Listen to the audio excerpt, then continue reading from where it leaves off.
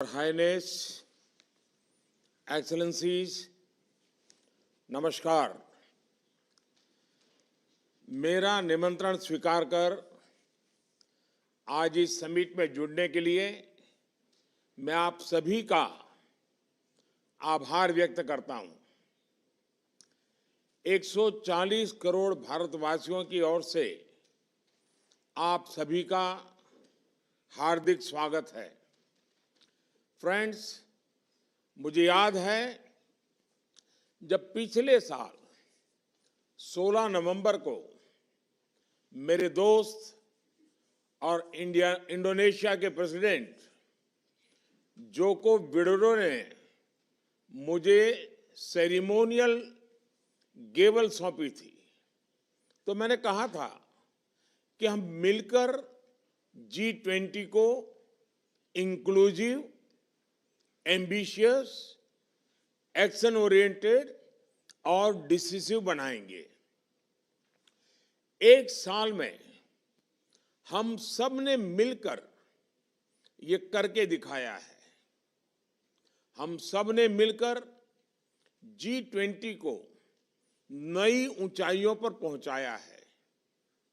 अविश्वास और चुनौतियों से भरी आज की दुनिया में ये आपसी विश्वास ही है जो हमें बांधता है, एक दूसरे से जोड़ता है। इस एक साल में हमने one earth, one family, one future में विश्वास जताया है और विवादों से हटकर एकता और सहयोग का परिचय दिया है। वो पल मैं कभी नहीं भूल सकता जब दिल्ली में हम सभी ने सर्वसम्मति से G20 में अफ्रीकन यूनियन का स्वागत किया। G20 ने पूरे विश्व को इंक्लूसिविटी का जो ये संदेश दिया है वो अभूतपूर्व है। भारत के लिए गर्व की बात है कि उसकी प्रेसिडेंसी में अफ्रीका को आवाज मिली है। इस एक साल में पूरी दुनिया ने G20 में ग्लोबल साउथ की गूंज भी सुनी है। पिछले हफ्ते voice of global south summit में करीब 130 देशों ने नई दिल्ली G20 समिट में लिए गए फैसलों की मन से सराहना की है। G20 ने इनोवेशन और डिजिटल टेक्नोलॉजी का समर्थन करते हुए ह्यूमन सेंट्रिक अप्रोच को अपनाने पर बल दिया है।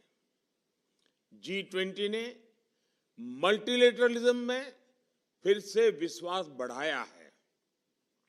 हमने मिलकर मल्टीलेटरल डेवलपमेंट बैंक्स और ग्लोबल गवर्नेंस रिफॉर्म को दिशा दी है और इनके साथ ही भारत की प्रेसिडेंसी में G20 को पीपल्स 20 की पहचान मिली है।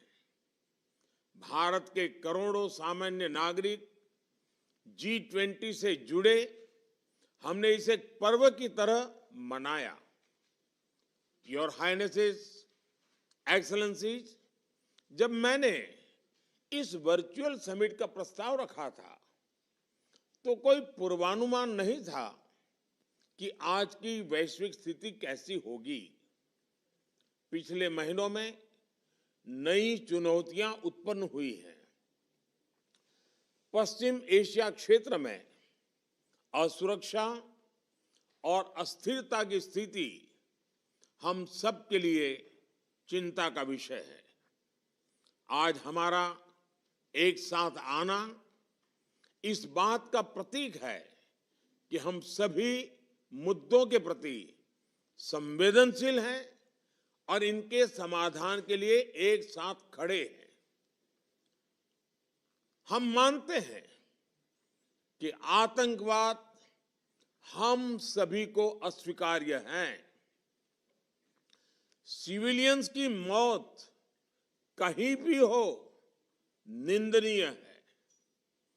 आज हुए हॉस्टेजेस के रिलीज के समाचार का हम स्वागत करते हैं। उम्मीद करते हैं कि सभी हॉस्टेजेस जल्दी रिहा हो जाएंगे। मानवीय सहायता का समय से और निरंतर पहुंचना आवश्यक है। यह सुनिश्चित करना भी जरूरी है कि इजरायल और हमास की लड़ाई किसी तरह का क्षेत्रीय रूप धारण न कर ले। आज संकटों के जो बादल हम देख रहे हैं, वन फैमिली में वह ताकत है कि हम शांति के लिए काम कर सकते हैं। मानवीय कल्याण के दृष्टिकोण से हम आतंक और हिंसा के विरुद्ध और मानवता के प्रति अपनी आवाज बुलंद कर सकते हैं। आज विश्व की मानवता की इस अपेक्षा की पूर्ति के लिए भारत कदम से कदम मिलाकर चलने के लिए तत्पर है। फ्रेंड्स, 21वीं सदी के विश्व को आगे बढ़ते हुए ग्लोबल साउथ की चिंताओं को सर्वोच्च प्राथमिकता देनी होगी। ग्लोबल साउथ के देश ऐसी अनेक कठिनाइयों से गुजर रहे हैं जिनके लिए वे जिम्मेदार नहीं है। इस संदर्भ में समय की मांग है कि हम डेवलपमेंट एजेंडा को अपना पूर्ण समर्थन दें।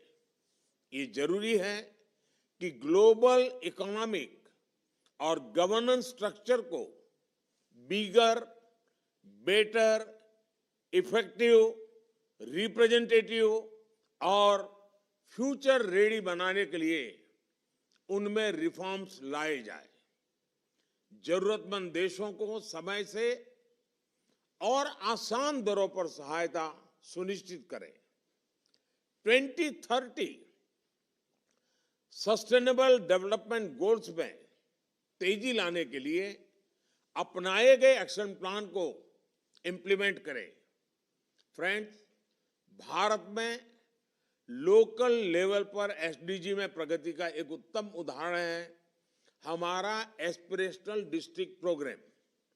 मैं G20 देशों को ग्लोबल साउथ को एस्पिरेशनल डिस्ट्रिक्ट प्रोग्राम के अध्ययन के लिए आमंत्रित करता हूं। आप देखिएगा कि कैसे इस एक अभियान ने भारत के 25 करोड़ लोगों का जीवन बदल दिया है। फ्रेंड्स, नई दिल्ली समिट में डिजिटल पब्लिक इंफ्रास्ट्रक्चर रिपोजिटरी बनाने का निर्णय लिया था। मुझे कहते हुए खुशी है कि रिपोजिटरी तैयार हो गई है। इसमें 16 देशों के 50 से भी ज्यादा डीपीआई जुड़ गए हैं। ग्लोबल साउथ के देशों में डीपीआई इंप्लीमेंट करने के लिए मैं सोशल इंपैक्ट फंड स्थापित करने का प्रस्ताव रखता हूं। भारत की ओर से मैं इसमें $25 मिलियन की प्रारंभिक राशि की जोड़ने की घोषणा भी करता हूं। मैं उम्मीद करता हूं कि आप सभी इस इनिशिएटिव से जुड़ेंगे। आज आर्टिफिशियल इंटेलिजेंस के युग में टेक्नोलॉजी को रिस्पॉन्सिबल तरीके से उपयोग में लाने की जरूरत है। पूरी दुनिया में एआई के नेगेटिव यूज को लेकर चिंता बढ़ रही है।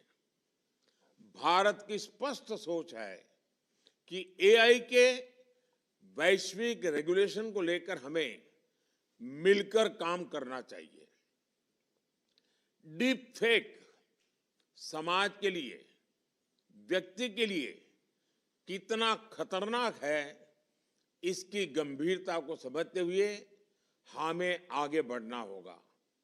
हम चाहते हैं कि AI should reach the people and it must be safe for the society.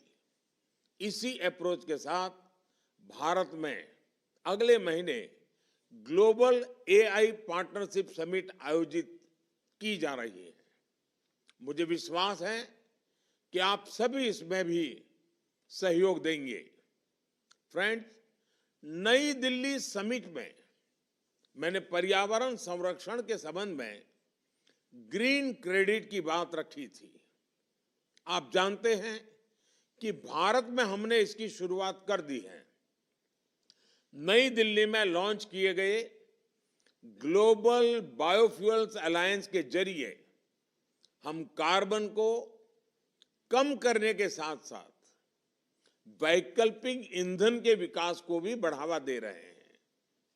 G20 ने प्रो प्लैनेट अप्रोच के लिए मिशन लाइफ यानी लाइफस्टाइल फॉर एनवायरनमेंट को मान्यता दी है।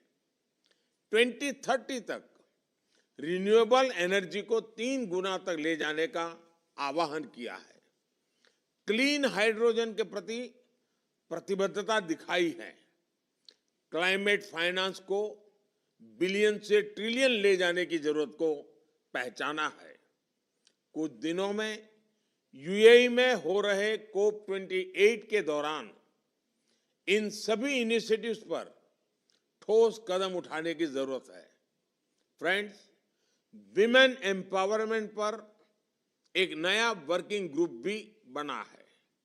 इस संदर्भ में मुझे यह बताते हुए बहुत खुशी है कि भारत ने अपने नए संसद भवन के पहले सत्र में एक ऐतिहासिक निर्णय लिया।